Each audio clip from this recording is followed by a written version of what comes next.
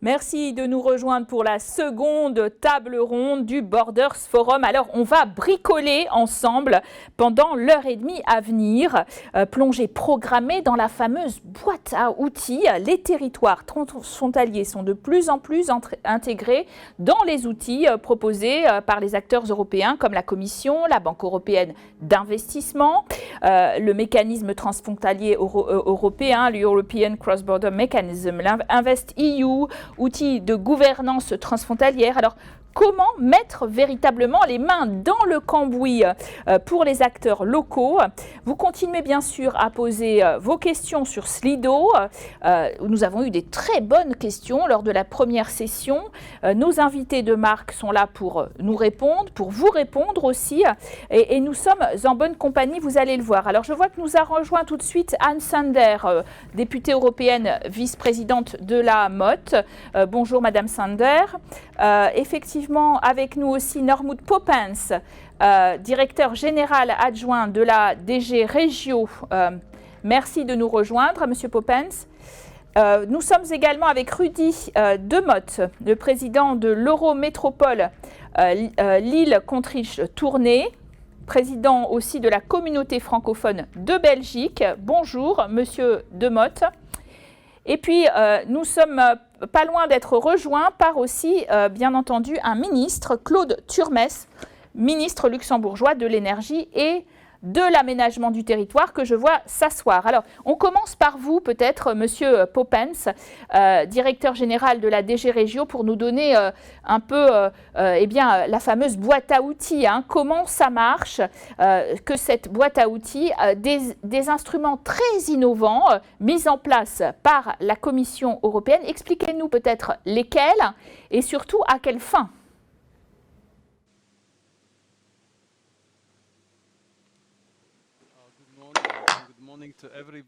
Bonjour à tous, bonjour à tous ceux qui nous écoutent de manière virtuelle. Je suis très heureux de participer à ce forum sur les frontières, le Borders Forum, qui a été ouvert par notre commissaire, Madame Ferreira. Nous avons travaillé vraiment sur l'ensemble des programmes de cohésion territoriale européenne et des questions liées à cette cohésion. C'est vraiment important pour notre directorat.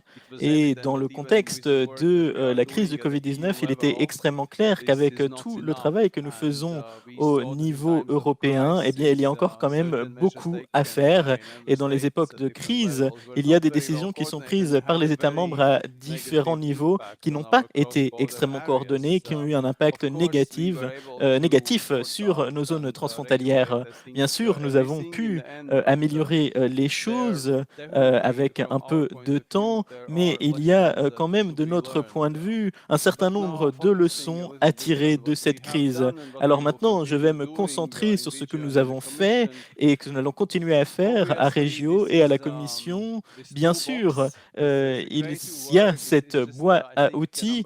C'est un vraiment très bon mot, la boîte à outils. Il y a beaucoup d'aires de travail sur lesquelles nous allons travailler, avoir des livrables concrets, des actions concrètes qui auront un impact sur les zones transfrontalières, sur différentes zones, qui puissent avoir accès à tous les services, qui puissent vraiment coopérer sur le marché du travail, la santé, l'éducation, mais aussi pour éliminer les problèmes qui peuvent exister en termes de coopération transfrontalière, le soutien aux entreprises, l'accessibilité, le transport, toutes ces questions. Et bien sûr, ce qui est important, c'est de renforcer la visibilité politique et la crise a montré qu'il était vraiment nécessaire de le faire dans le contexte de ce forum. Eh bien, nous avons un bon outil, le forum, pour vraiment continuer à travailler et nous accueillons vraiment la déclaration qui a été faite et nous ferons tout ce qui est dans notre pouvoir pour renforcer la coopération en termes de fonds, mais aussi en termes de politique. En même temps, je pense qu'il est extrêmement important de reconnaître qu'il y a un fonds européen et plusieurs fonds même qui renforcent cette coopération dans la politique des régions et ça devrait être une de nos priorités à l'heure actuelle parce que nous mettons en place la première période de financement pour le post-2020. Nous sommes en dialogue avec beaucoup d'acteurs, avec les États membres et nous avons des dialogues formels et informels nous vraiment incluons tous les aires de travail liées à la coopération transfrontalière. Les co-législateurs, les espérons, seront d'accord avec notre programme. Les négociations vont bon train et tout fonctionne pour l'instant et nous espérons que peut-être nous pourrons mettre en place des programmes et qu'ils ne seront pas en retard, mais il nous faut continuer à travailler ensemble pour que le soutien financier soit bien ciblé, qu'il soit mieux priorisé et que nous puissions vraiment, à la suite d'une réduction du financement lié au Brexit, eh bien, il faut vraiment que nous nous assurons qu'il y ait un meilleur ciblage. Et je suis très heureux de pouvoir dire également qu'il y a cette extension pour les pays qui font partie de notre voisinage.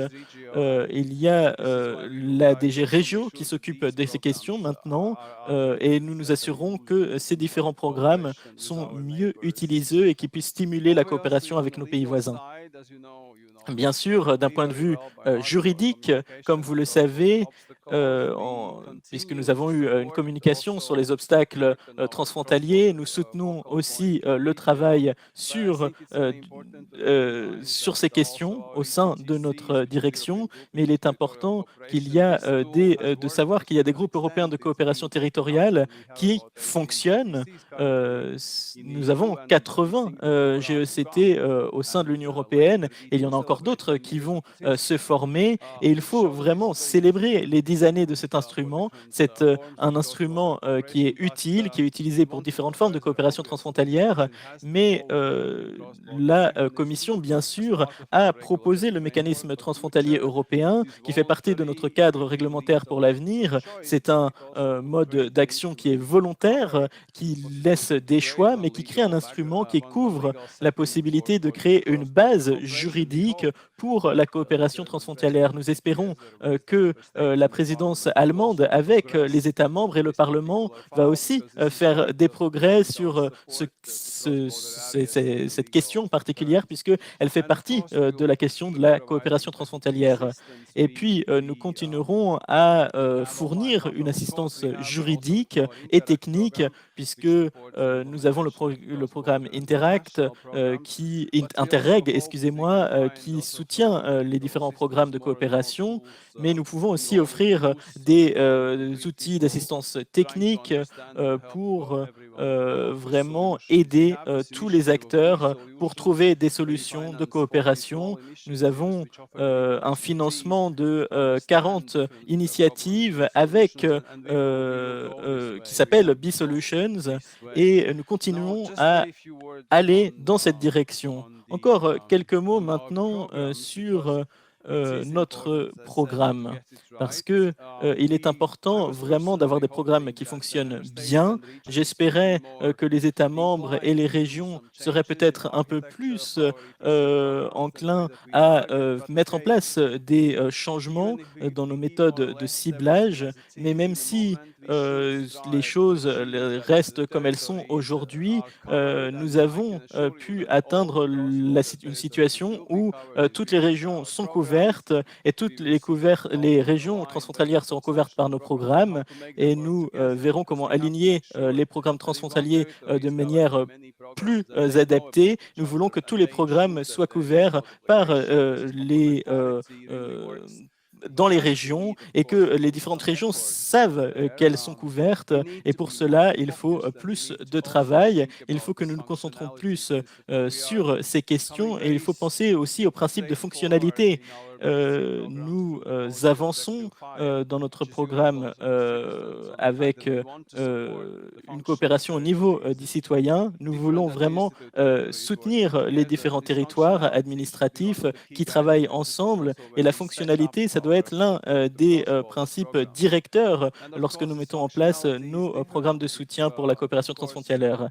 Et ces fonctionnalités sont bien sûr différentes dans les différentes régions et dans les différents domaines. On parle souvent de la santé, et nous avons de bons exemples dans le domaine de la santé, mais cette coopération n'est pas automatique, elle n'est pas toujours acquise en termes pendant les crises, et donc il faut renforcer ces programmes de santé, il faut investir dans la collection des données, et il faut identifier les lacunes, et parce que c'est comme cela seulement que nous pouvons mettre en place des systèmes qui pourront être soutenus par nos programmes Interreg pour 2021-2027. Et nous ne serons pas capables de mettre en place de nouvelles infrastructures avec ces programmes, mais ils sont importants pour stimuler la coopération et pour financer la base de ces coopérations.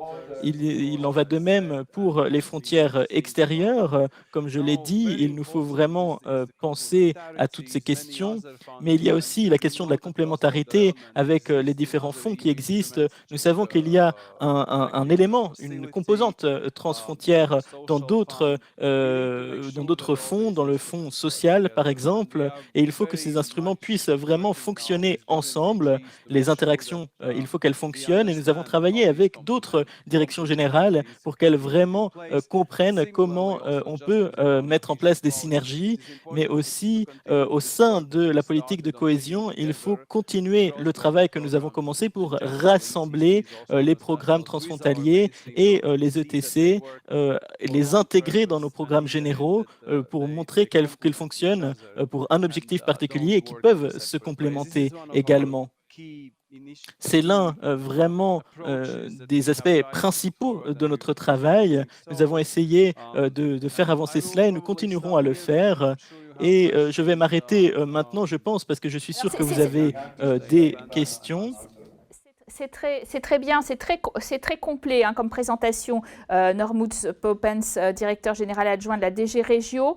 Alors, nous sommes en compagnie de deux invités avec qui j'ai voyagé à la frontière. Je ne trahis aucun secret. J'étais très récemment avec Anne Sander pour France 24, bien sûr, parce que nous nous intéressons beaucoup aux frontières, à la frontière effectivement avec l'Allemagne, hein, du côté de Strasbourg. Et j'ai été quelques années auparavant à la frontière, évidemment, luxembourgeoise, avec monsieur Claude Turmes, puisque le Luxembourg est un pays de frontières. Alors, évidemment, on va engager la discussion avec vous deux et avec Rudy Denotte, aussi le président de l'Eurométropole Lille-Cotterige-Tournai. Je n'ai pas encore été à cette frontière, mais ça sera pour bientôt, je le promets. Alors, Anne Sander, parlementaire européenne du Parti populaire européen. Vous êtes aussi, je le rappelle, vice-présidente de la MOT. Est-ce que vous êtes satisfaite de ces innovations de la Commission européenne, ces nouveaux outils, ce qui est annoncé de plus ciblé finalement pour les régions transfrontalières?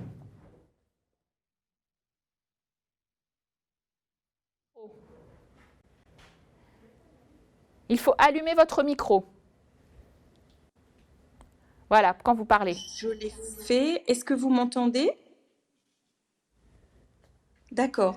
Donc, je voudrais remercier la MOT pour cette initiative d'organiser cette grande conférence aujourd'hui. Évidemment, nous aurions tous préféré nous voir physiquement, mais nous espérons que très vite, eh bien, ce temps viendra. Alors, en tant qu'Alsacienne, bien évidemment, les sujets liés aux frontières me tiennent particulièrement à cœur, et je dois dire eh bien, que cette crise du Covid est à la fois un événement qui nous a montré toutes les limites du transfrontalier, parce que évidemment les frontières se sont refermées. Ça a été bien montré dans la précédente table ronde, avec toutes les difficultés que ça a entraîné, des difficultés économiques très importantes, mais aussi un ressenti dans le cœur des gens. Et je voudrais beaucoup insisté là-dessus parce que dans une région comme la mienne, qui a connu beaucoup de conflits dans le passé,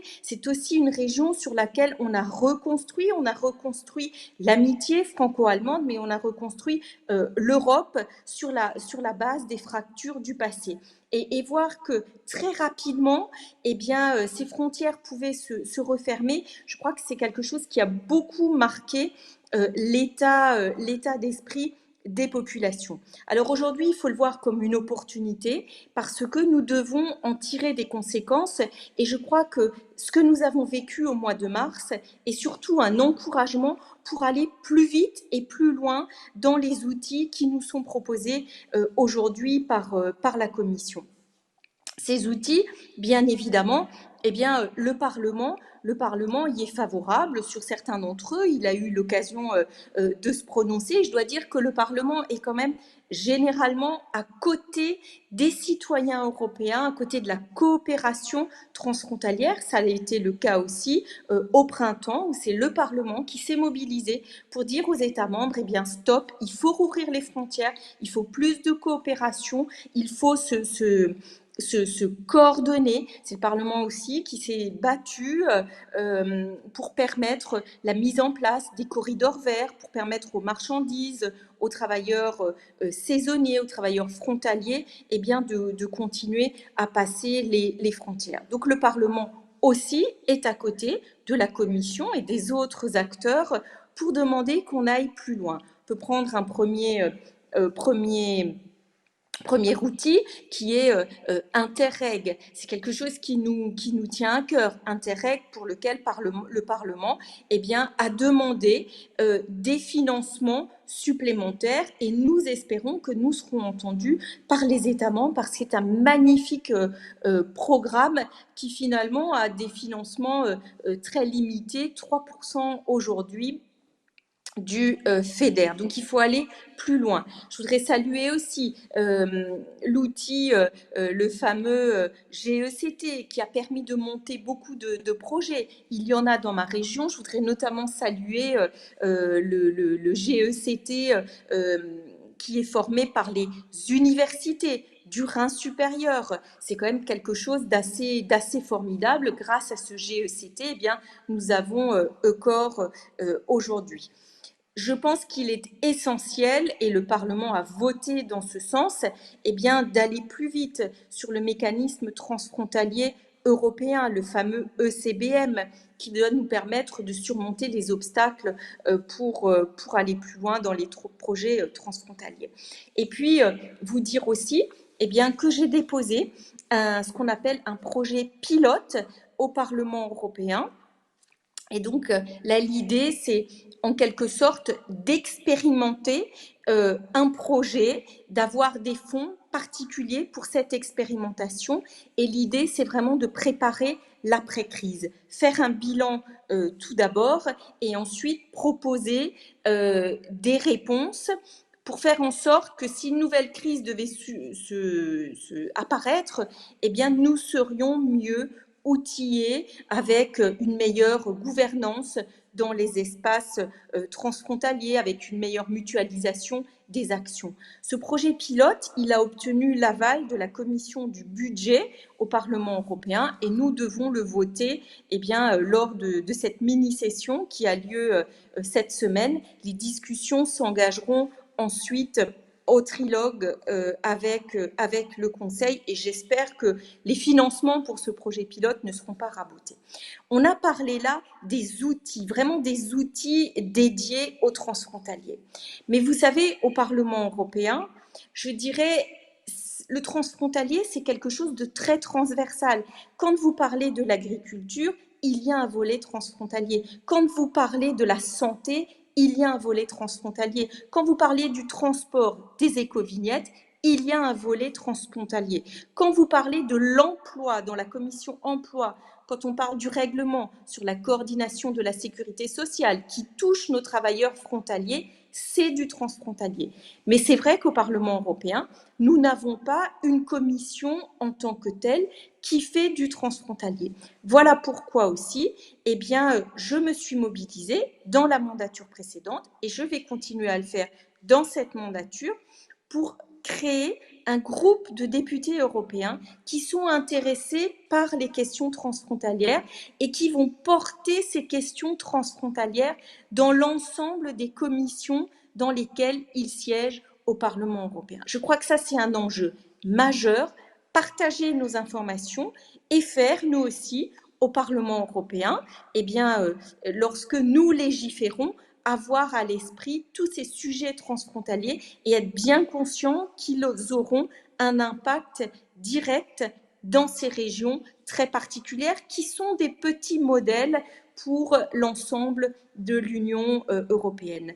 Et au-delà de cette prise en compte des sujets transfrontaliers dans les commissions parlementaires du Parlement, je crois que ce groupe de députés européens a aussi la responsabilité de faire du lobbying transfrontalier auprès des autres acteurs européens que sont le Conseil et la Commission européenne.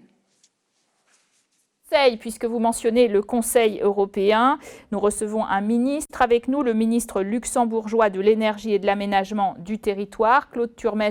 Merci d'être en notre compagnie.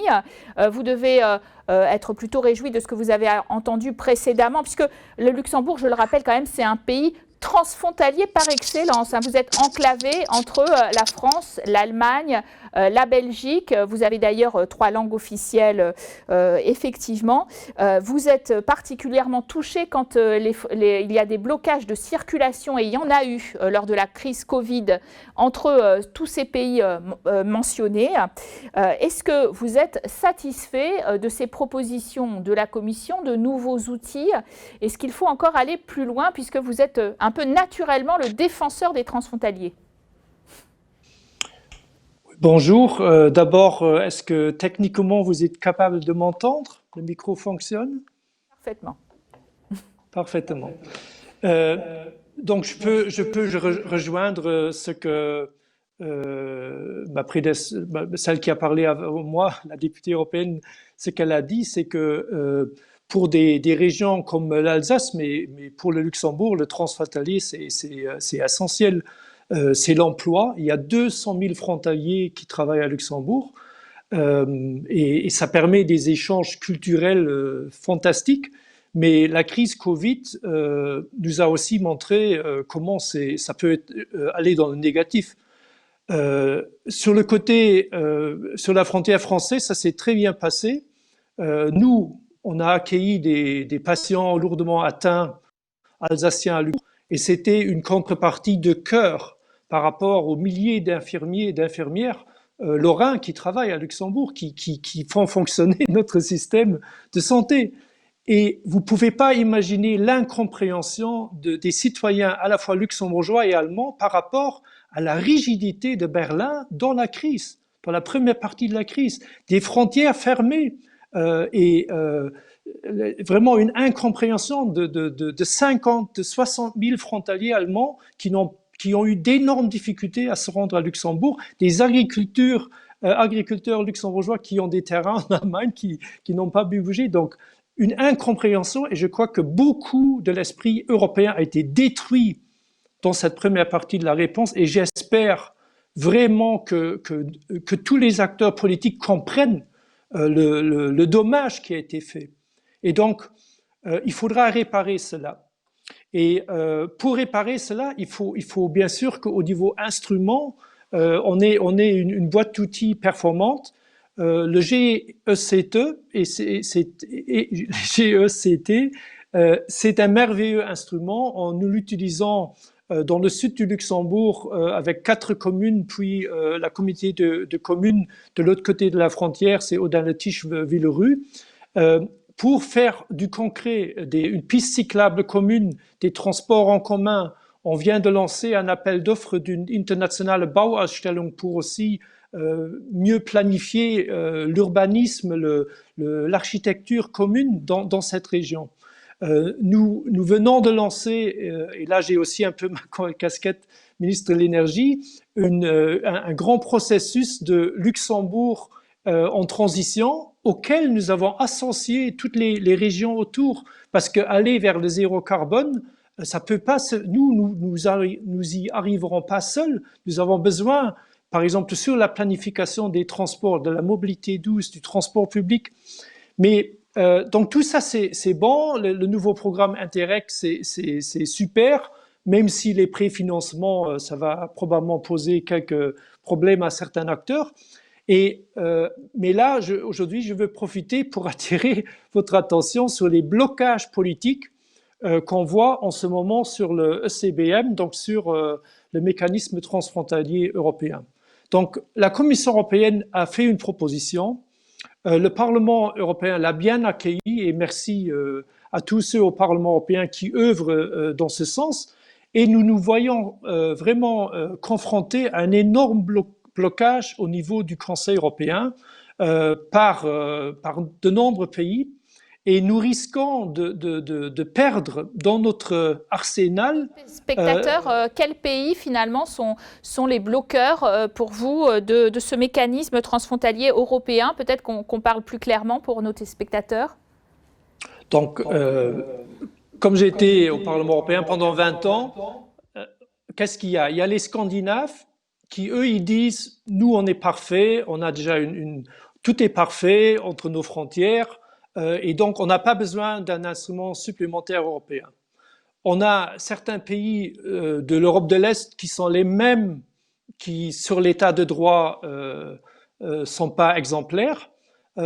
Puis, on a aussi entre nous, dans le cœur de l'Europe, un pays comme les Pays-Bas qui disent non, le marché, et il faut pas des instruments politiques supplémentaires. Mais, je dois dire, la France aussi.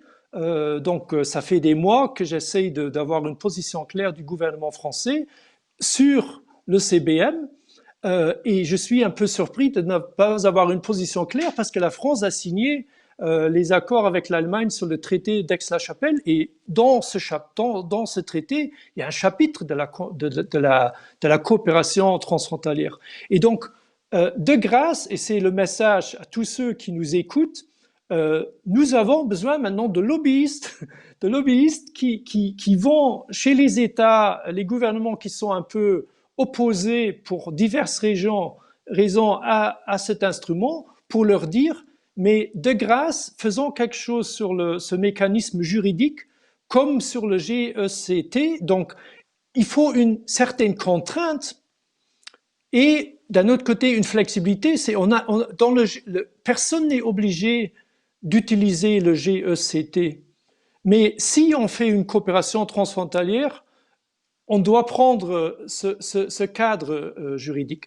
Et je vous donne un exemple concret jusqu'où nous voulons aller sur notre frontière.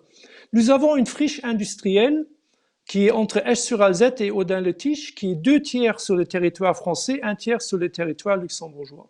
Cette friche, elle pourrait se prêter comme le cœur d'une métropole transfrontalière, d'une vraie métropole transfrontalière, pour des milliers vraiment de citoyens européens. Et mettre en place un projet commun sur cette friche se heurte bien sûr aux différents régimes juridiques en France et au Luxembourg. Et donc le ECBM, c'est quelque chose dont nous avons besoin sur nos frontières pour reconstruire en quelque sorte la confiance des citoyens européens dans l'Europe. Nous allons donner la parole à Rudy Demotte et puis Anne Sander, vous répondrez effectivement sur cette question de l'implication de la France, même si vous n'appartenez pas forcément à la majorité présidentielle ou du blocage potentiel.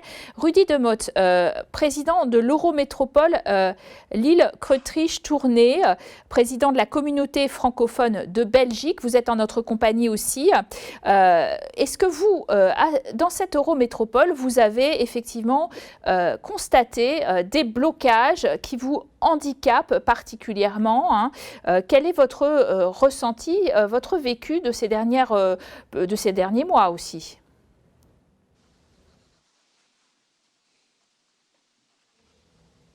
Le micro. Il faut que vous appuyiez sur le micro. Voilà. Voilà, très bien. Non. Il fonctionne maintenant? Oui. Bien. Donc j'épouse évidemment ce qui a été dit précédemment et je ne reviendrai pas sur ces propos.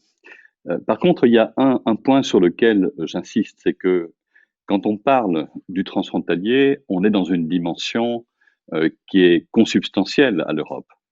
170 millions d'habitants vivent dans ces espaces transfrontaliers. Alors, à partir de ce raisonnement, on peut dire que on en est aujourd'hui à une confrontation entre des visions de l'Europe qui sont attenantes au moment où l'on réfléchit à l'espace européen. Alors, si on regarde les frontières, on peut se dire que ces frontières sont faites par définition pour être franchies, un peu comme les villes-portes au Moyen Âge étaient des endroits de franchissement. Aujourd'hui, les frontières sont des espaces-portes pour l'ensemble de l'édifice européen, un peu ce que d'ailleurs les Romains qualifiaient dans leur propre empire à l'époque de limes, c'est-à-dire des espaces qui permettaient le franchissement, mais qui en même temps étaient les témoins de l'unité et de l'entité d'un espace commun. Alors, je sais que c'est un peu abstrait dit comme ça, mais revenons aux choses concrètes, on va bien se comprendre. On a aujourd'hui, dans ces 170 millions d'habitants, des problématiques qui sont forcément extrêmement visibles au quotidien sur le terrain, dès que les choses vont moins bien. Alors, ça a été témoigné par les deux orateurs précédents, mais clairement, dès que surgissent des problèmes singuliers et ô combien importants comme des problèmes de maladie, de pollution, eh bien, on se rend compte que la frontière ne fonctionnant plus, n'étant plus poreuse comme elle le devrait, devient un obstacle majeur à la qualité de vie et à l'édification du projet. Donc, ce qui rend visible les étoiles, pour dire ça, en parlant de la bannière européenne, c'est précisément ce qu'on peut faire pour au quotidien améliorer la vie des gens. Alors, ça peut être une friche commune, ça a été dit par le ministre luxembourgeois. Ça peut être des pistes cyclables.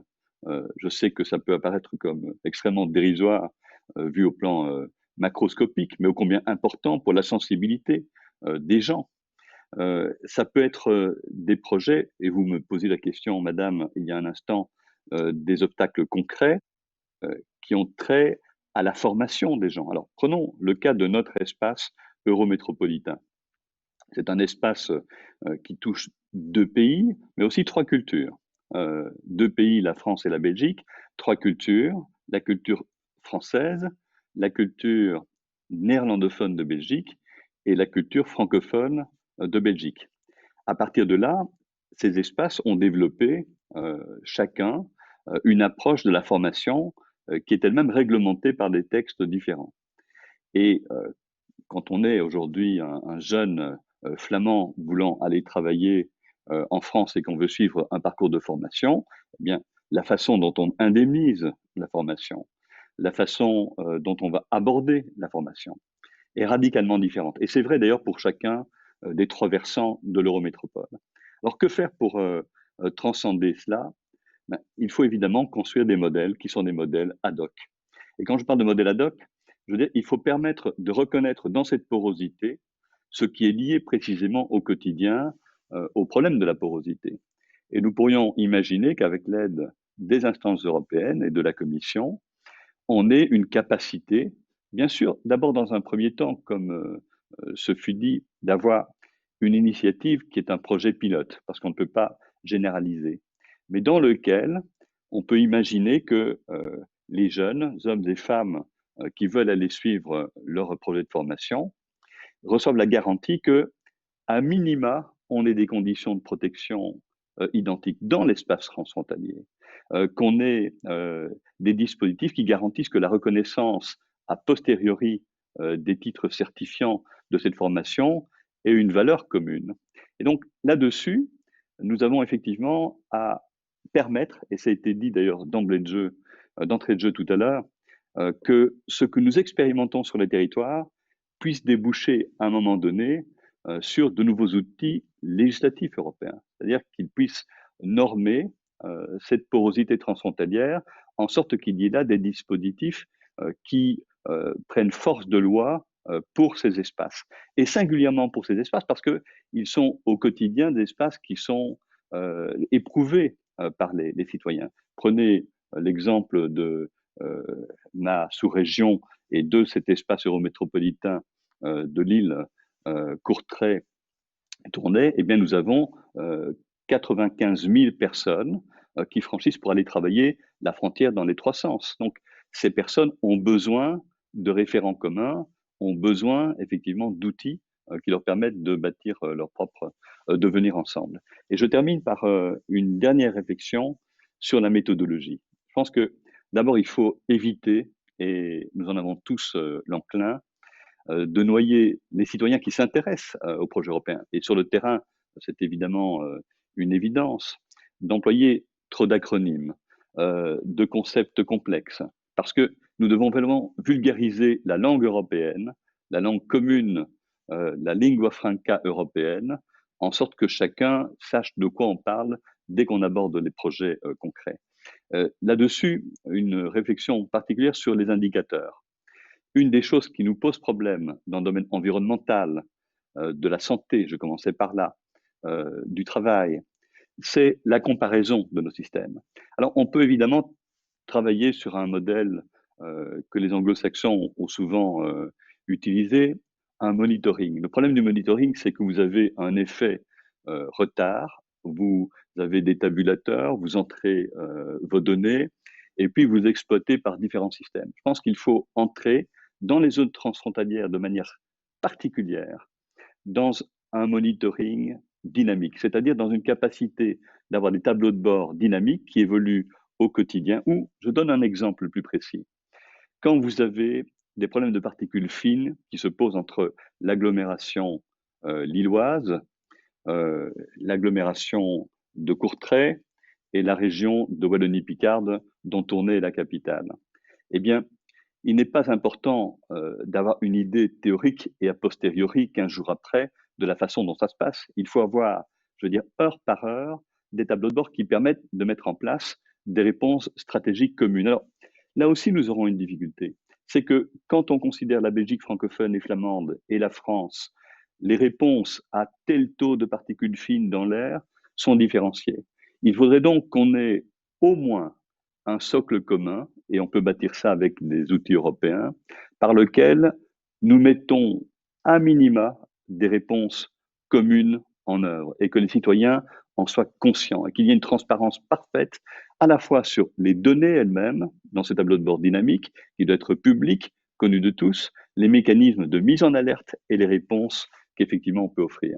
Voilà, merci beaucoup de cette analyse très complète. Alors, nous sommes rejoints par un nouvel invité, Michael Fraisse. Bonjour, Monsieur Fraisse, j'espère que vous nous entendez, que vous pouvez nous répondre. Je vous vois à l'image, en tout cas. Voilà, allumez votre micro. Vous êtes chef de la direction générale du territoire au ministère fédéral de l'Intérieur, de la construction et du territoire en Allemagne. Vous nous entendez bien ?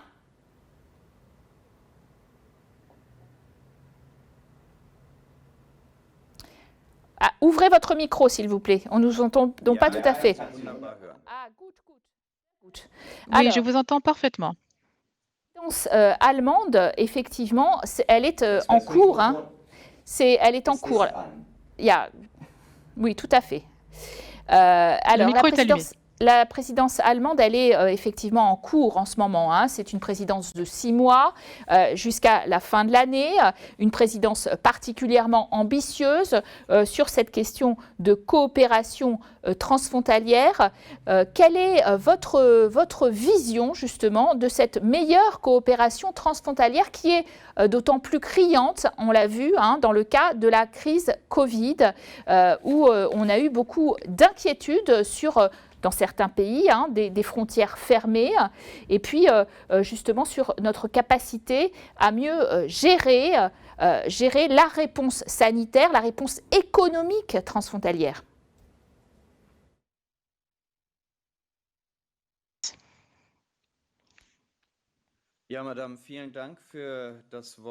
Oui, merci beaucoup. Merci de m'avoir donné la parole. Je souhaite la bienvenue à tout le monde. Je vous dis bonjour depuis Berlin. Alors, ça fait 15 minutes seulement que je suis connectée parce qu'il y avait des problèmes techniques et peut-être que je vais répéter ce qui a déjà été dit. Et voilà, je vous prie de m'en excuser si c'est le cas, mais en tout cas, je vais répondre autant que possible à vos questions. Alors, tout d'abord, une remarque. La question des frontières et de la coopération transfrontalière, pour nous, au ministère de l'Intérieur, dans le département que je dirige, eh bien, pour nous, ce n'est pas quelque chose de folklorique. On parle d'infrastructure, n'est-ce pas? On parle des liaisons. Et c'est une question qui nous préoccupe en permanence. Alors, pas uniquement maintenant, pendant la présidence du Conseil de l'Union européenne. Alors, nous constatons que dans les régions frontalières, les conditions de vie, en fait, sont souvent différentes de celles que l'on constate dans le reste du pays. En fait, dans les régions frontalières, il y a une sorte de distinction, si vous voulez, en fait, une sorte de séparation, dans la mesure où les gens ne se portent pas forcément aussi bien que ceux qui vivent dans les grandes agglomérations ailleurs dans le pays. Donc, c'est pourquoi nous voulons promouvoir la coopération transfrontalière.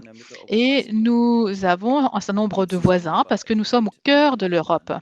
Cette collaboration avec nos voisins, eh bien, dans ce forum, on parle surtout peut-être des voisins à l'ouest, mais je pense qu'il y a aussi la coopération avec les voisins de l'Est. Pour ce qui est des voisins de l'Ouest, eh bien, nous sommes en contact depuis longtemps. Pour ce qui est des voisins de l'Est, eh bien, ça fait à peine une trentaine d'années, donc nous n'avons peut-être pas progressé autant qu'à l'Ouest. Et donc, oui, les frontières, surtout aujourd'hui, bien, du point de vue de l'Allemagne, eh bien, c'est quelque chose qui ne doit pas nous séparer sur la durée. Parce que je me rappelle de la chute du mur de Berlin en 1989 et cela a permis de mettre fin à la division de l'Europe, cela a supprimé certaines frontières, d'autres frontières se sont érigées, donc il faut aussi se souvenir de ça. Donc que voulons-nous faire?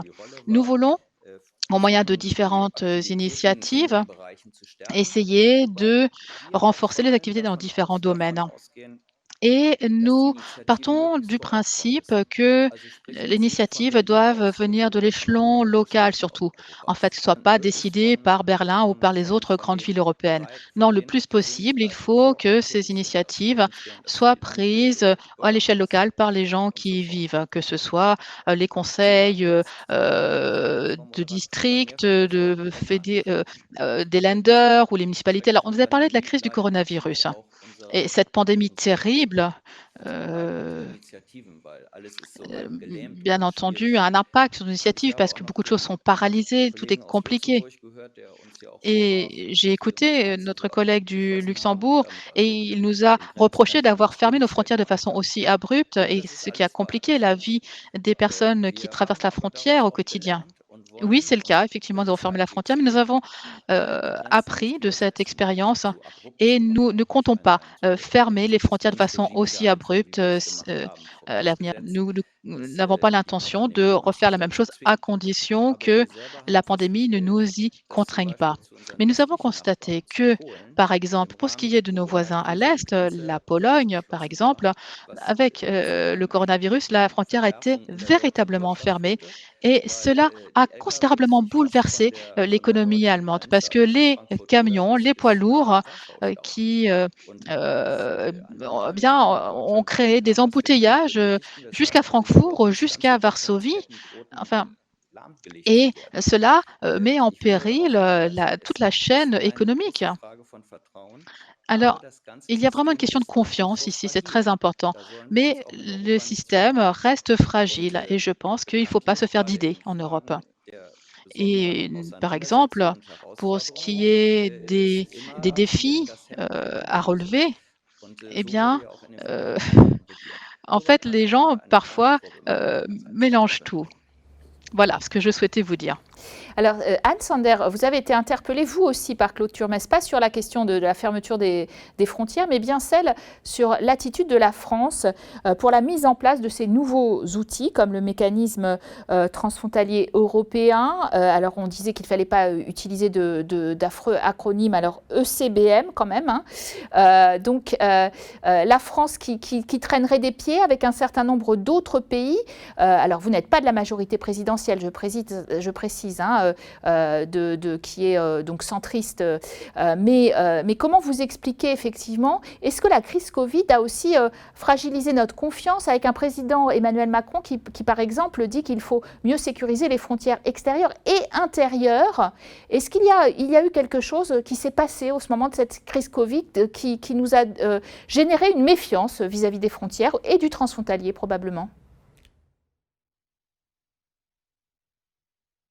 Vous l'avez bien précisé, je ne fais pas partie de la majorité présidentielle et moi, évidemment, je regrette beaucoup que nous ayons un gouvernement et un président de la République, surtout, qui s'est beaucoup engagé sur son image européenne, qui a fait campagne là-dessus et qui, aujourd'hui, eh bien, devrait être à la tête de ce combat pour cet outil qui devrait nous permettre vraiment d'aller plus loin. Mais je vous rappelle que la France est historiquement un pays très centralisé. Elle l'est d'ailleurs de plus en plus. Et quand on est à Paris, sans vouloir caricaturer, eh bien, on est parfois loin de la réalité des espaces frontaliers. Voilà pourquoi, eh bien, je milite réellement pour que nous puissions aller plus loin dans l'expérimentation et permettre eh bien, aux acteurs locaux d'aller plus loin dans la coopération transfrontalière. Mais pour cela, il nous faut un cadre juridique. Et ce cadre juridique, eh bien, l'Europe peut nous l'apporter si les États arrivent à se mettre d'accord. Je voudrais vous dire aussi que la France a signé le traité d'Aix-la-Chapelle avec l'Allemagne et qu'il y a toute une partie tout un chapitre qui porte sur la coopération transfrontalière avec la mise en place aussi d'un comité de coopération transfrontalière. Donc l'idée là aussi, c'est de lever les obstacles aux frontières. Et quand vous regardez les freins à la coopération transfrontalière, la plupart du temps, ces freins, ce sont des freins réglementaires.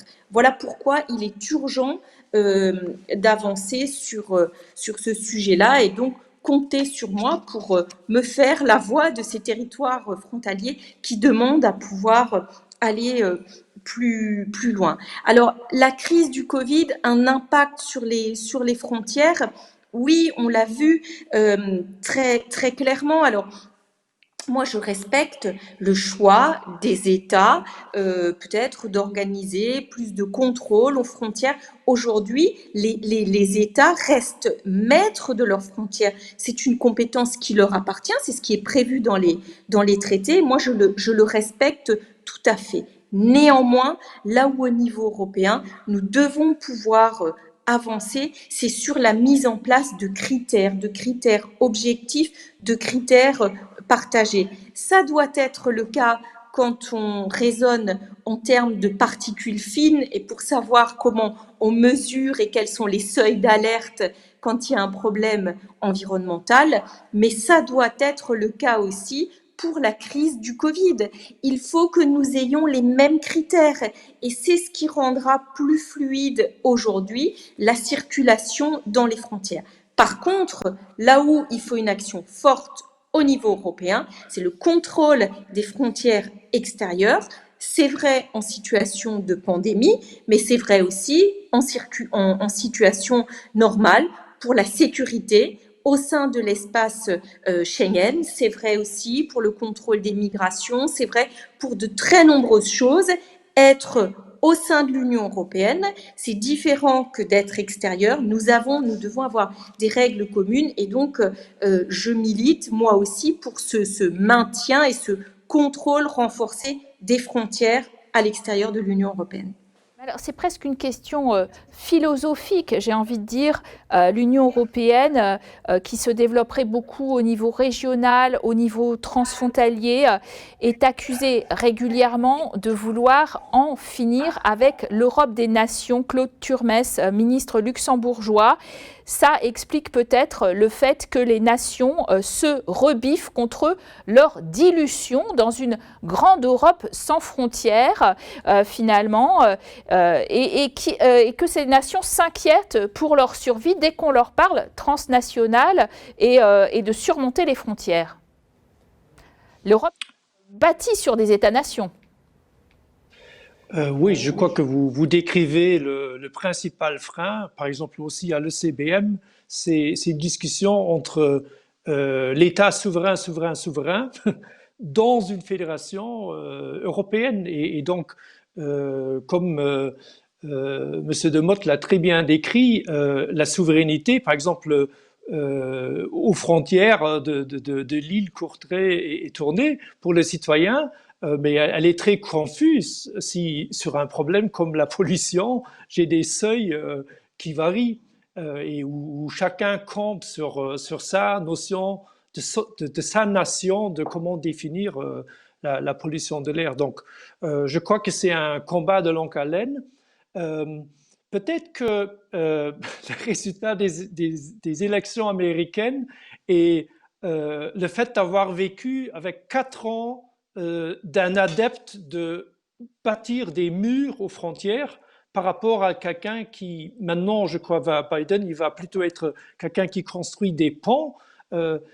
Pour moi, cette expérience avec Trump était quand même aussi un peu comme un wake-up call c'est quoi le poids de l'Allemagne sur l'économie mondiale? C'est quoi le poids de l'économie française et de l'État français sur le monde? Mais bon, bien sûr, il est plus grand que celui de mon gouvernement. Ça, c'est très, très clair. Mais de grâce, le seul moyen que l'Europe et ses valeurs, et nous devons être fiers de nos valeurs démocratiques, nous sommes le continent qui a le meilleur équilibre au niveau social, que nous nous battons vraiment sur les questions de l'environnement. Mais il faudra que l'Europe, au niveau des gouvernements, des États, travaille mieux ensemble. Et c'est vrai pour le haut niveau de la politique et c'est vrai dans le quotidien. Moi, j'ai fait beaucoup de campagnes pour les élections européennes, mais je ne sais pas, imaginez une campagne européenne pour le Parlement européen dans 6 mois. Comment est-ce que vous allez expliquer aux citoyens européens les torts et travers de la gestion du Covid? Bien sûr, on peut si je suis institutionnaliste, je dis la santé, c'est pas une compétence européenne, donc c'est pas le problème de l'Europe, c'était le problème des États-nations. Mais comme M. Demotte l'a dit, nous devons arrêter de confronter les citoyens à nos querelles institutionnelles. Sur le Covid, il faudrait vraiment avoir des critères communs, 3 ou 4 indicateurs, et gérer le problème ensemble, même si formellement, c'est vrai que les traités ne donnent pas la compétence santé à la Commission européenne. Répond sur ce chapitre important très brièvement quand même, Monsieur Poppens, vous avez été interpellé sur le fait que ces nouveaux outils, ils n'étaient pas encore décidés, votés, il y avait un certain nombre de réticences des États membres à les mettre en route, qu'il y avait une réticence d'ailleurs globale, on le comprend, vis-à-vis du transfrontalier, du régional. Est-ce que vous croyez qu'ils vont voir le jour rapidement et qu'ils vont surtout être utilisés rapidement depuis la DG Régio? I hope so. I do hope so. J'espère finalement. Pour être tout à fait honnête, nous avons le soutien au niveau européen avec nos différents programmes et nous soutenons tout cela depuis longtemps.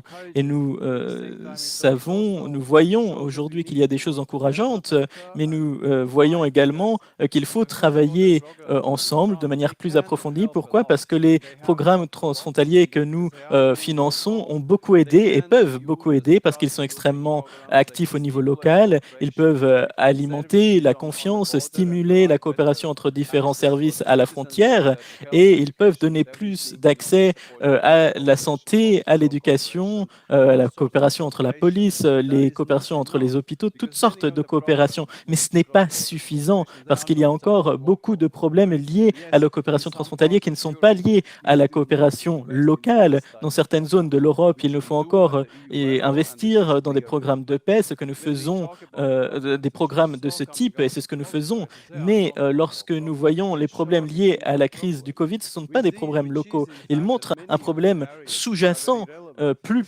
profond, et qui sont liés à un certain nombre de domaines qui sont importants pour la prise de décision politique. Et ce sont des questions au niveau des autorités nationales. Pour la santé, il n'y a pas d'autorité de la part de l'Union européenne de mettre en place des politiques de santé. Ça n'existe pas, des législations européennes dans ce domaine. Et donc, nous pouvons encore faire beaucoup en utilisant les traités européens et les réglementations actuelles, mais la Commission européenne essaye de le faire, bien sûr.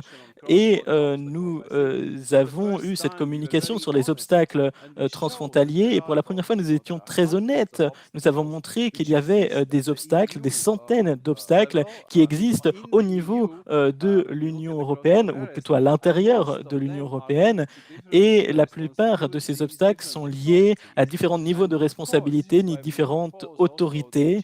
Et c'est pour cela que nous proposons les GECT et le mécanisme transfrontalier. Et c'est pour cela que nous espérions que de manière volontaire, les États membres puissent l'utiliser parce qu'on ne peut pas l'imposer, bien sûr, mais lorsqu'il y a un mécanisme en place, eh bien, il pourra nous aider à surmonter ces obstacles et mettre en place une base juridique pour la coopération transfrontalière. Et donc, j'espère que cela aura lieu. Précisément, c'est un appel aussi à cette présidence allemande de l'Union européenne.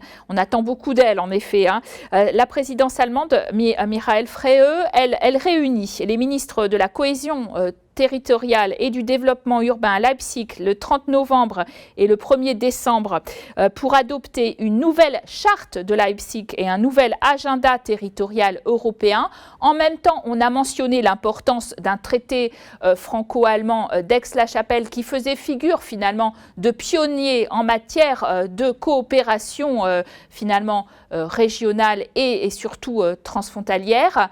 Quelle impulsion de ce traité franco-allemand et des initiatives de la présidence allemande vous attendez très concrètement pour nos téléspectateurs?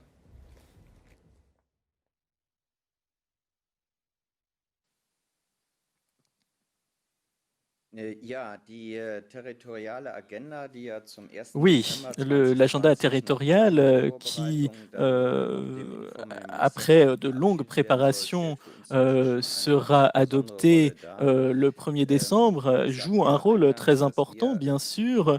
Ce que je veux dire déjà pour commencer, c'est qu'avec nos États voisins en Allemagne, nous en avons beaucoup des États voisins et nous voulons mettre en place un nouvel élan parce que, en tant qu'Allemands, nous sommes un système fédéral. Vous savez que nous n'avons pas un pays aussi centralisé que l'on peut en trouver dans d'autres États membres de l'Union européenne. Nous avons des pouvoirs et des influences qui sont déléguées au niveau des Länder, qui ont tous des voisins différents. Et c'est pour cela que nous avons des discussions pour des modes de vie équivalents. Il y a cet agenda territorial qui a pour 3 objectifs: une Europe juste et une Europe fédérale, comme le prévoit la Commission également. Et dans ce sens, nous voulons mettre en place une Europe équitable avec une égalité des chances et une égalité de développement également. et qui prennent en compte bien sûr les caractéristiques particulières des différentes régions, mais nous voulons mettre en place des zones fonctionnelles au niveau local qui permettent vraiment d'avancer le développement et la coopération. Et pour nous, ce qui est important aussi, c'est qu'il y ait une intégration de chaque côté de la frontière qui permette une meilleure vie, un meilleur travail. Et l'agenda territorial courra jusqu'à 2030 et il répond à ces questions et il essaye de mettre en place plutôt de lutter contre les obstacles réglementaires et bureaucratiques. Et nous mettons en place toutes ces politiques pour l'avenir, pour une Europe qui soit une Europe des territoires. Alors, beaucoup de questions qui commencent à rentrer, très intéressantes, vous allez le voir. J'ai envie de vous préciser, monsieur Dermot, avec un fort engagement de votre groupement européen de coopération territoriale, j'ai envie de vous en lire deux qui vont particulièrement vous intéresser, je pense. Alors, une petite question de Jean-Loup Kastler. Que pensez-vous des projets d'hôpital public transfrontalier pour faire face aux problèmes de santé de nos régions? Un tel projet existe en pays de Gex, donc les projets d'hôpitaux transfrontaliers. Et puis alors, toujours dans la même veine finalement, de Steinwall, Vincent Millot, pourriez-vous préciser quelques exemples de coopération que vous avez avec Interreg à propos de la santé? Vous voyez, on demande véritablement des exemples très concrets pour mieux comprendre comment ça marche en pleine crise Covid. Alors, si vous permettez, je pense que d'abord, il y a une chose sur laquelle je voudrais très très brièvement revenir, c'est l'opposition entre les souverainistes nationaux et la délégation de pouvoir à l'Union européenne. Je pense que ce débat peut être dépassé. Et l'antidote est dans ce que je viens d'entendre sur la territorialité.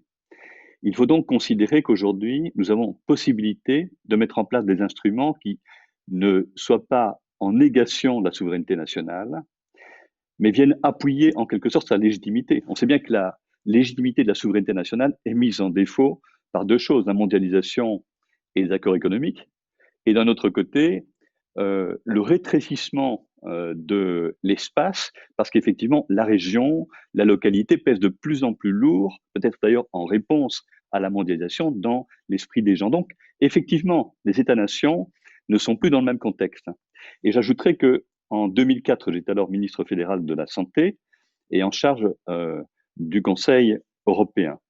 À l'époque, nous avions un débat sur la question des pandémies, notamment au regard du SARS. Et nous considérions que nos législations, effectivement, nationales ne convenaient plus. Je donne un exemple précis de l'acquisition de stocks de rétroviraux. Nous devions répondre au SARS à l'époque. Les firmes allaient toucher les États, chacun individuellement les mettait en opposition sur les prix et les quantités, et nous n'avions pas de réponse européenne, parce que les compétences européennes ne le permettaient pas. Deuxième élément, c'est qu'aujourd'hui, l'Union européenne se pose la question de savoir comment elle peut, malgré ses compétences qui sont effectivement absentes du domaine de la santé en tant que telles, mobiliser les États pour constituer des stocks, par exemple, de masques ou d'autres matériels médicaux. Revenons à la question qui est posée par les spectateurs. En l'occurrence, le terrain local. Évidemment, ça a du sens de créer des structures hospitalières transfrontalières. Et d'ailleurs, avec Xavier Bertrand, à l'époque en charge de la santé en France, j'avais signé un des premiers accords transfrontaliers qui permettait notamment l'adduction par des systèmes d'urgence de personnes de part et d'autre de la frontière. Parce que quand il y a un drame qui se passe, moi je pense au drame de l'explosion de Guilanguin dans la partie wallonne de la Belgique, ce sont les hôpitaux de Lille avec des hélicoptères qui ont servi à reprendre un certain nombre des personnes gravement brûlées dans des soins intensifs, parce que nous n'avions pas la capacité de répondre là et sur le territoire à tous nos défis. Donc demain, ce qui va se passer, c'est une amplification de ces mouvements dans le transfrontalier. notamment quand on pense à l'usage de matériel médical lourd. On n'a pas besoin nécessairement d'avoir des IRM, d'avoir de la radiologie de pointe avec des équipements concurrents de part et d'autre de la frontière, si on peut se partager les tâches et toucher à des pathologies différentes avec des spécialisations. Donc pour cela, la porosité frontalière devrait être de plus en plus mise à l'épreuve par notre capacité à donner de nouveaux outils. Donc clairement, je suis un militant de cette Europe-là. Alors, des exemples concrets, on en a des tonnes, mais un des exemples que je vais prendre maintenant en termes de mobilité, nous avions encore entre la France et la Belgique, lors du franchissement de frontières par voie ferroviaire, des taxes qui étaient levées. C'était un droit de passage hérité des normes différenciées anciennement, qui était d'à peu près 5 €. Avec M. Mauroy à l'époque, nous avions décidé d'avoir une action à l'endroit de la SNCF et de la SNCB pour faire sauter ces taxes. Donc voilà un exemple concret. Autre exemple concret, nous avons un maillage territorial de pistes cyclables. Eh bien, aujourd'hui, à travers ce qu'on appelle chez nous la fenêtre bleue, eh bien, nous avons des pistes cyclables qui sont en train d'être maillées entre la Flandre, la Wallonie, la France, grâce effectivement à des initiatives très concrètes sur le terrain. Ça, c'est l'Europe dont les gens aujourd'hui ont envie. C'est celle qu'ils peuvent voir de leurs propres yeux. Alors, si on a mentionné, Anne Sander, un hôpital transfrontalier, demander des questions précises sur le secteur de la santé, dans la crise Covid, la première vague qui a particulièrement frappé la région Grand Est, avec une solidarité qui s'est développée, en particulier avec l'Allemagne voisine, mais aussi beaucoup d'inquiétudes au moment des passages de ces frontières. Comment justement envisager une réponse intéressante, solidaire, qui offre toutes les sécurités? Est-ce que d'ailleurs des projets d'hôpitaux transfrontaliers, c'est aussi la bonne réponse? Moi, je crois aussi beaucoup à cette action des acteurs de terrain. Et si des patients du Grand Est, de manière générale, ont pu être pris en charge, même en Suisse, hein, mais en Allemagne, et dans nos pays voisins, c'est parce que il y avait une amitié, une habitude de travailler ensemble entre les élus locaux. Et je crois que c'est ça la première des choses qui a permis de déclencher la prise en charge des malades. Et c'est aussi maintenant, et c'est peut-être ce qui a été le plus douloureux quand les frontières ont été fermées, notamment avec l'Allemagne, c'est que les élus locaux n'étaient pas informés par leurs homologues allemands, alors qu'ils entretenaient de bonnes relations avec eux. Donc vous voyez, ce côté amical, c'est ce qui était douloureux d'un côté, mais c'est aussi ce qui a permis d'aller plus loin et finalement d'aller à l'essentiel et de sauver des vies, et ce sont vraiment des vies qui ont été sauvées. Sur le côté santé, c'est un côté qui est, je dirais, très sensible parce que très palpable, et dans ce domaine-là, plus que dans d'autres, on ne comprend pas qu'on ne puisse pas aller plus vite là aussi et plus loin. Alors sur la mise en place, sur la construction d'hôpitaux transfrontaliers, évidemment, partout où il y a ce besoin, eh bien, il faut le soutenir.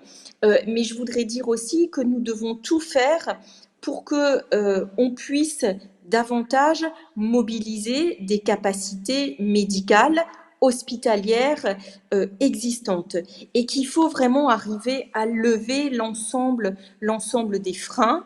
Dans ma région aussi, il y a parfois des délais très longs pour l'accès à certains examens, en particulier aux IRM, là où ce serait beaucoup plus facile côté allemand. Donc il faut faire en sorte que les acteurs coopèrent davantage ensemble. Et là, les acteurs, c'est la sécurité sociale, c'est les agences régionales de santé qui ont une vision, qui sont, en France en particulier, c'est un modèle qui est construit sur une structuration nationale, et on n'est pas encore allé suffisamment loin dans la relation transfrontalière. Si les collectivités locales ont peut-être déjà franchi un pas supplémentaire, il faut que les structures nationale de l'État aille dans le même sens. Mais je crois que c'est un mouvement qui aujourd'hui est engagé.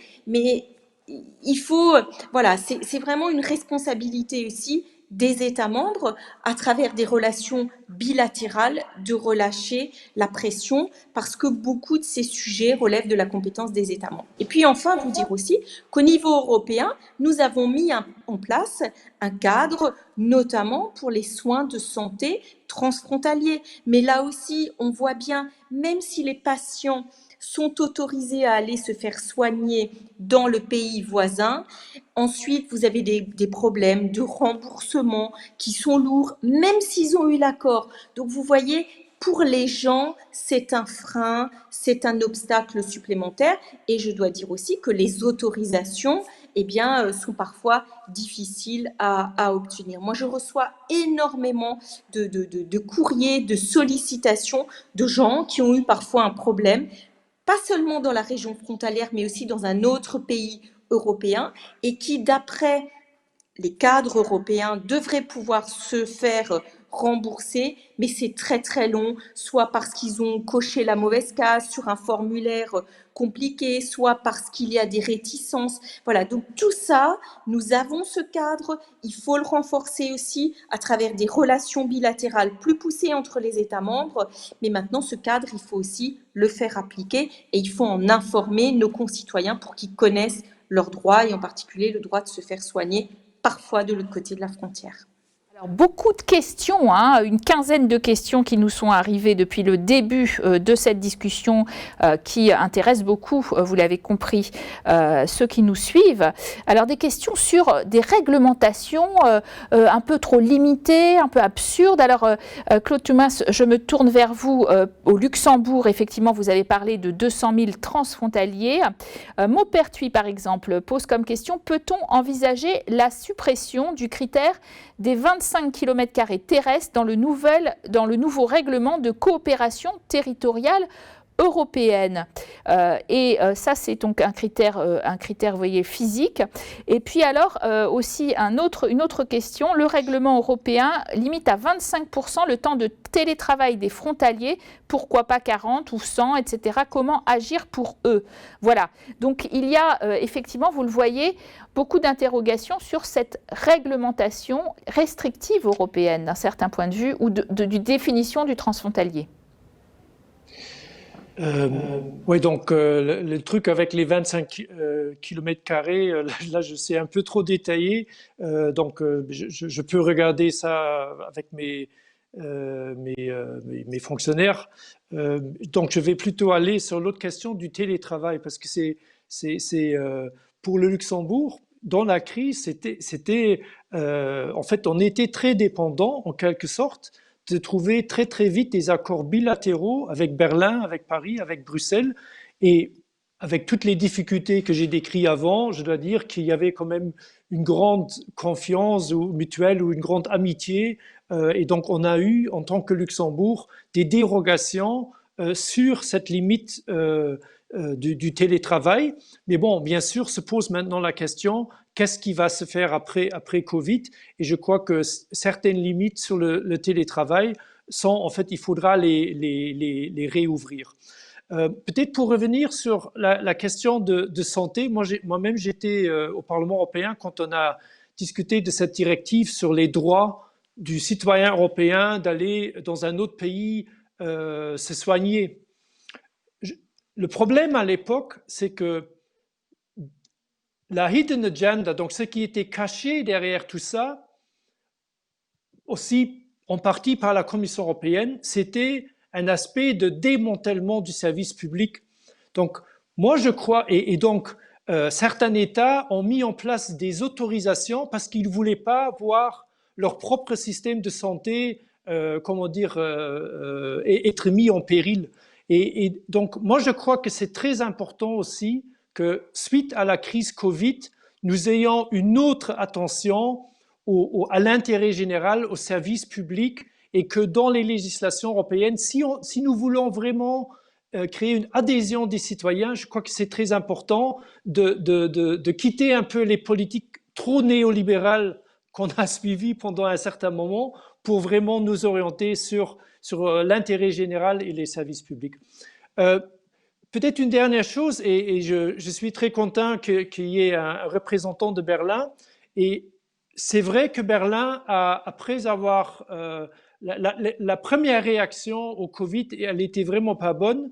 Je dois vraiment aussi dire merci pour, d'avoir maintenant une autre attitude.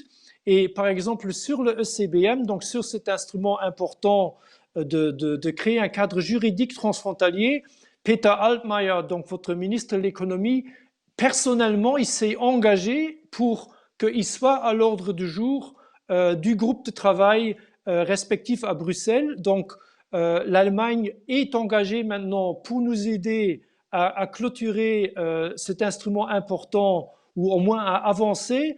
Et je reste optimiste que avec la France, avec le Benelux, et peut-être que avec Monsieur Demotte, peut-être qu'il faudra qu'on parle un peu à nos confrères néerlandais, parce que je crois qu'ils ont quand même aussi un intérêt, eux, de voir les territoires aux frontières mieux fonctionner. Et puis, si chacun met un peu de bonne volonté, on pourra aboutir à un instrument juridique qui va beaucoup faciliter la mise en place de pistes cyclables, la mise en place d'un tramway qui va au-delà des frontières, la mise en place d'un hôpital transfrontalier. Parce que derrière toutes ces volontés politiques, si on ne résout pas les questions juridiques, on aura beaucoup d'enthousiasme qui sera freiné parce que juridiquement, on n'a pas de cadre pour avancer.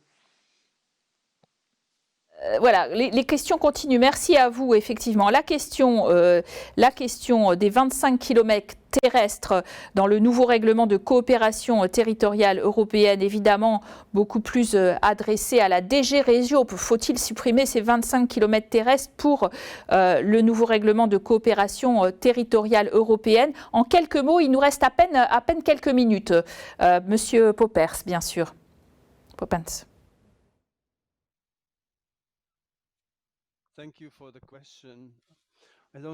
Merci beaucoup pour cette question. Alors, je ne crois pas qu'il soit nécessaire de faire quoi que ce soit. Il faut qu'on travaille sur les règles. Lorsqu'on en parle de coopération transfrontalière, et cette question des kilomètres, eh bien, on s'est battu pour conserver tous ces programmes en disant que c'était des programmes locaux, il faut qu'ils restent locaux. Maintenant, lorsqu'il s'agit de la zone du programme et de la coopération avec les régions qui sont autour de cette zone frontalière, il n'y a pas de limite. Donc, la coopération peut avoir lieu. Il n'y a pas de problème. Mais très certainement, on ne recommanderait pas d'avoir des programmes transfrontaliers sur des critères qui pourraient être mis en question. En fait, le système est mis en place et il faut travailler sur la complémentarité des différents instruments. Il faut garder l'esprit du programme transfrontalier tel qu'il existe, mais ensuite il faut établir des liens avec le programme principal et s'assurer qu'il y a suffisamment de financement pour financer ces projets transfrontaliers si ils s'étendent au-delà de la zone transfrontalière proche. Donc il faut aussi modifier les mentalités aussi au sein de nos gouvernements, des décideurs. Donc, je ne vois pas de problème en fait à l'avenir pour financer ce genre de projet. Alors, beaucoup de questions aussi pour la présidence allemande tournante de l'Union européenne. Comment des actions pilotes prévues dans le nouvel agenda territorial 2030 peuvent aider à la coopération transfrontalière, les actions pilotes donc, et puis une question plus globale. Alors c'est en anglais, hein. Est-ce que l'Allemagne va prendre des actions fermes pour adopter finalement ce mécanisme transfrontalier européen, donc l'Allemagne en tant que présidente actuelle de l'Union européenne, et ce jusqu'à la fin du mois de décembre?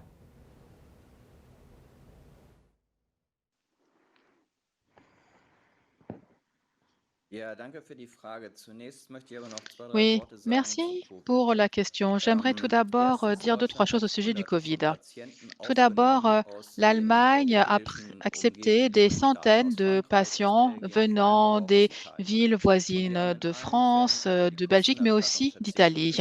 Dans tous les cas, bien, la question des coûts a été traitée dans le sens où c'est l'Allemagne qui a payé pour ces frais. Donc voilà, je voulais dire ça avant toute autre chose. Maintenant, pour ce qui est du système de soins. Eh bien, je ne peux que souhaiter pleine réussite à ce système de santé commun. Si vous connaissiez la complexité du système de santé allemand, eh bien, je pense que vous comprendriez que j'ai du mal à imaginer comment on peut avoir quelque chose d'harmonisé partout en Europe. Alors, effectivement, c'est une excellente mission, vous pouvez vous y mettre, mais malheureusement, je ne suis pas en mesure de vous expliquer toutes les subtilités du système de santé allemand. C'est incroyablement compliqué parce que ça dépend aussi des États, des Länder. Et il y a 16 Länder en Allemagne. Il y a aussi les caisses de santé. Elles sont nombreuses également. Donc là, je voulais quand même dire ça en avant-propos. Ensuite, deuxième remarque. Alors, ça a fonctionné. Ça a fonctionné parce que aussi au niveau local, eh bien, il y a une excellente coopération parce que les médecins en chef d'une clinique à Strasbourg est ami avec d'autres collègues, peut-être par le Rotary Club ou d'autres. Et il a demandé à Fribourg, est-ce que vous avez des lits de libres? C'est comme ça que ça s'est fonctionné. Avec l'Italie, c'était peut-être un peu plus illustratif, mais ça a fonctionné. C'est ça qu'il faut quand même voir et ça, c'est positif. Maintenant, concernant la question des projets pilotes, oui, tout à fait. Il y a toutes sortes de projets pilotes dans toutes sortes de domaines, à toutes sortes de niveaux. On en a également avec la France, par exemple, en matière de planification territoriale. On en a un pour la région nord de la région du Rhin et dans la région sud aussi. Il y a aussi la région de Fessenheim, où là, on envisage de créer un parc d'activités. Donc, alors, est-ce que c'est la France et nous on contribue? En tout cas, on y participe. Et il y a d'autres projets pilotes que nous allons mettre en place dans le cadre de la cohésion territoriale. Alors, vous avez demandé d'être bref et c'est ce que j'ai fait. Merci. Merci à vous. Merci d'ailleurs à tous nos invités à qui je fais un petit au revoir de la main que vous pouvez me rendre pour tous nos spectateurs aujourd'hui. Merci. Nous arrivons à la fin de cette très bonne deuxième table ronde très intéressante qui a suscité beaucoup de questions. Je n'ai pas pu aller au bout de ces questions, j'en suis désolée. Deuxième table ronde de l'après-midi, de la matinée. Donc on se retrouve cet après-midi à 14h30 précise avec de nouveaux invités de haut niveau pour une après-midi toujours aux frontières de l'Europe jusqu'à 17h30. Il y aura d'ailleurs la remise du prix Groupement européen de coopération territoriale 2020. En attendant, je vous souhaite un bon déjeuner à tous, à nos invités, à ceux qui nous suivent également. Je vous laisse en compagnie de petites vidéos de présentation de la publication 15 ans de Groupement européen de coopération territoriale, les leçons tirées et les perspectives futures. Alors, c'est commenté tout de suite par Judith Varga, la ministre de la Justice hongroise, et par Martin Guillermo Ramirez, le secrétaire général de l'Association des régions frontalières européennes. On regarde ça et je vous donne rendez-vous à 14h30. À tout de suite. Dear participants, the European Grouping of Territorial Cooperation embodies core principles of European integration: respect, competitiveness, and subsidiarity. The EGTC necessitates mutual respect to trust in an organization established in another member state. It reinforces competitiveness by developing jointly peripheral regions. And in the name of subsidiarity, its objective is to facilitate cooperation between national, regional, and local governments in order to strengthen economic and social cohesion. Isn't it one of the original aims of the European Union too? The book builds on earlier works of its authors. However, by combining views from both Central and Western European countries, it manages to offer such a wide perspective of the topic as never before. Hungary is surrounded by territories with large groups of national Hungarians. Therefore, cross-border cooperation is vital for us. Internal cooperation, however, may only be possible if strong nations are capable of protecting our external borders. Each nation has a responsibility to protect the EU's borders. Only in such a secure framework may we strengthen the economic and social cohesion for which the EGTC came to being. have a fruitful conversation.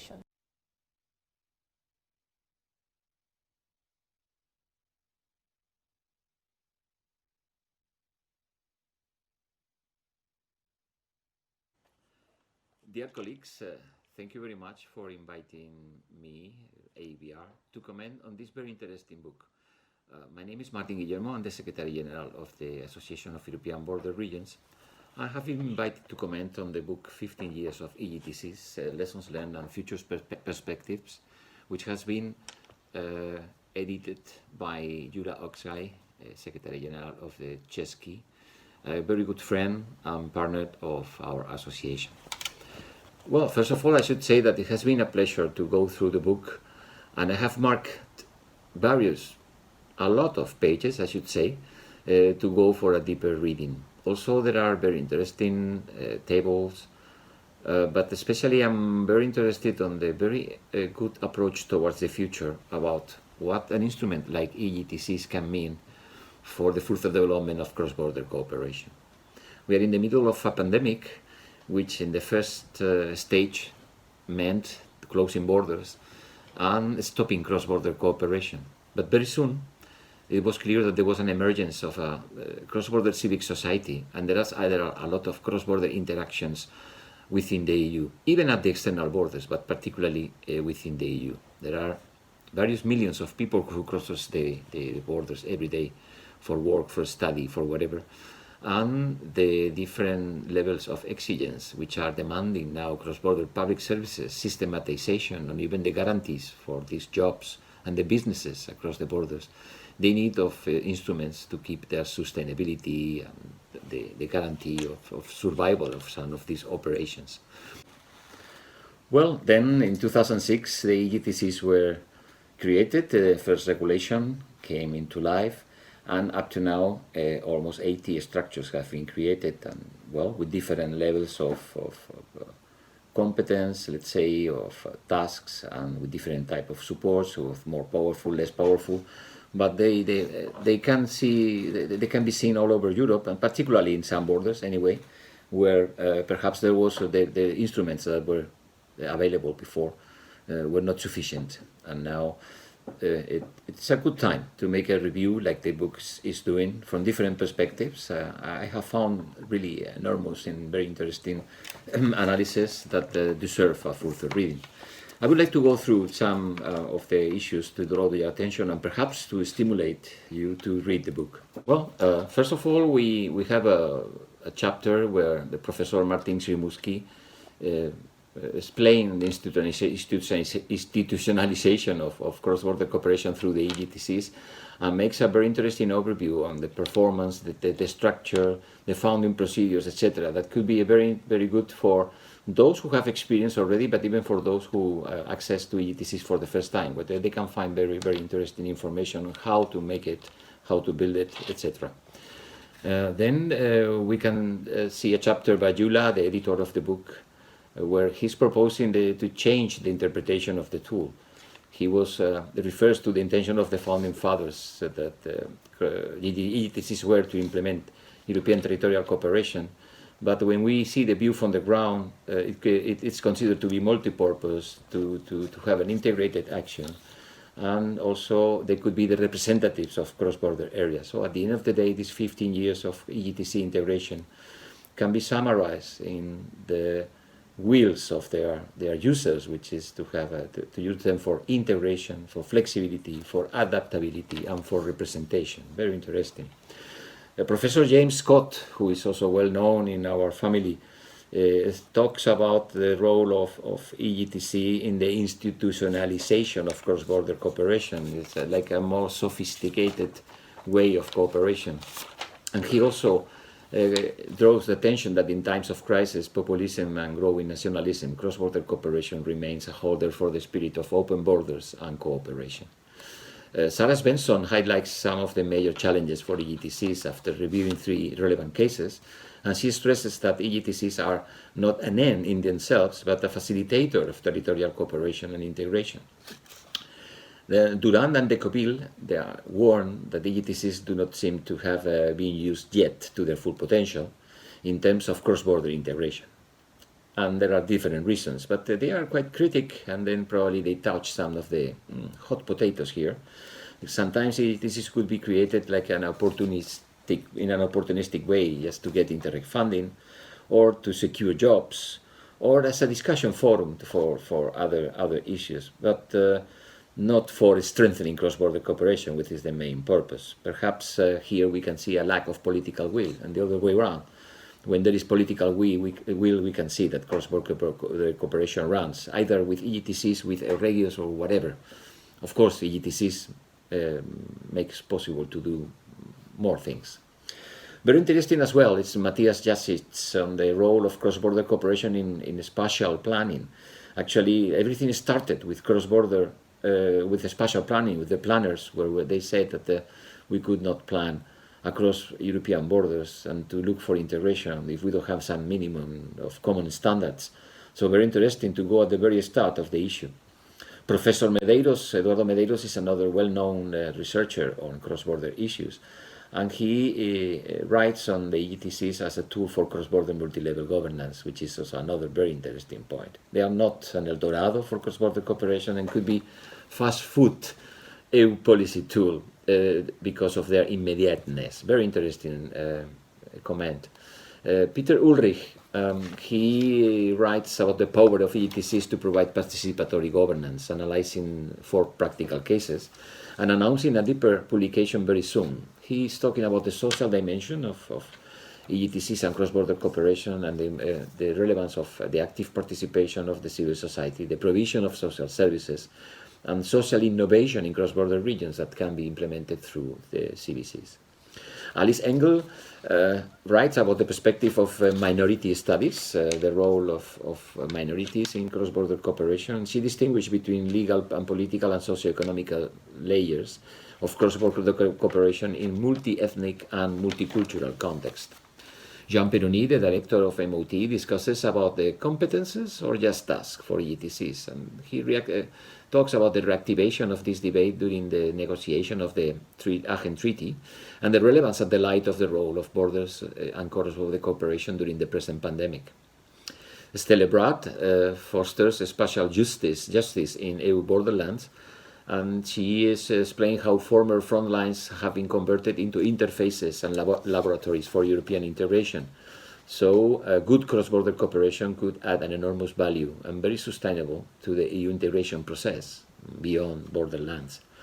So you can see it's a lot of food for thought, a lot of very interesting readings that I would recommend to you. So I wish you to stay safe and healthy, and use the time that you have to stay at home perhaps to read a very good book like the one we are presented today. So I wish you a very good reading, a lot of success to Chesky with this type of publications like others they are doing, and also a very successful event today in Paris.